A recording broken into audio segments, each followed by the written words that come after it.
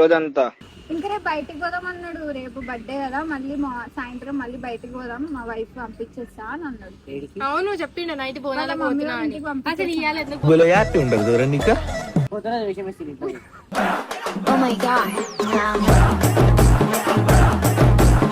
మరి ఏం చేద్దాం మాట్లాడుతున్నావు అంత క్లోజ్ అని క్లోజ్ కాబట్టి ఇది అది అవుతుంది. కళ్ళం నన్నోటి అనద్దు. ఏందద్దు చేసుకుంటే ఇప్పుడు నేను కూడా అదే అవుతుంది కదా. ఆహా చూసినావా దేవతలారా రండి మీ దీవెనలందించండి. ఇంట్రెస్ట్ లేని నైట్ వచ్చిందా, మళ్ళీ రేపు వస్తా అని చెప్పి ఓపెన్ చేయైతే దగ్గరకు వచ్చి బాధపడుతుంది చెప్తుంది. మరి ఫస్ట్ మీ ఆయన సంలాయించి అట్లా సంజాయించుకో. నాకు మెసేజ్ చేసి బయటికి పోదాం రా అంటే ముందు అట్లాంటివి అయితే ఏం వెనకాల చేసిండు అది. ఇంకా నేను ఒక్కదాన్నే దానికి ఇంత షాక్ అవుతాడేంట్రా?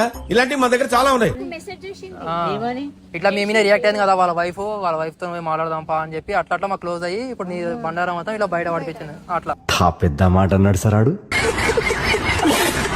ఇప్పుడు నేను ఒక్కదాని తర్వాత ఇంకెంత మంది ఉన్నారు, ఎవరితో పోతున్నావు నా దగ్గర నుంచి పోయినాక. నైటే పోయినా అంటున్నావు ముందే బర్త్డే. ఎవ్రీ నైట్ పోతుండే ఆయన నిన్ననే కాదు కానీ ఎవ్రీ నైట్ పోతుండే ఆయన నిన్ననే కాదు కానీ చిన్నారి పొన్నారి కిట్టయ్య నిన్నెవరు పట్టారయ్యా. అయితే నిన్న ఒక్క నైట్ నా దగ్గరకు వచ్చింది, దాని తర్వాత ముందే ఎక్కడ పోయినా నాకు తెలియబడుతున్నాను. ప్లానింగే, పెద్ద ప్లానింగే. వచ్చి మాట్లాడి బంటి ఎందుకు పోతున్నావు? నువ్వు తప్పు చేసావు కాబట్టి భయపడి మాట్లాడతా. సరే మీరు అక్కడ వరకు బయటికి అదే ఎప్పుడు పోవాలి ఎప్పుడు పోవాలా అని ఉంది.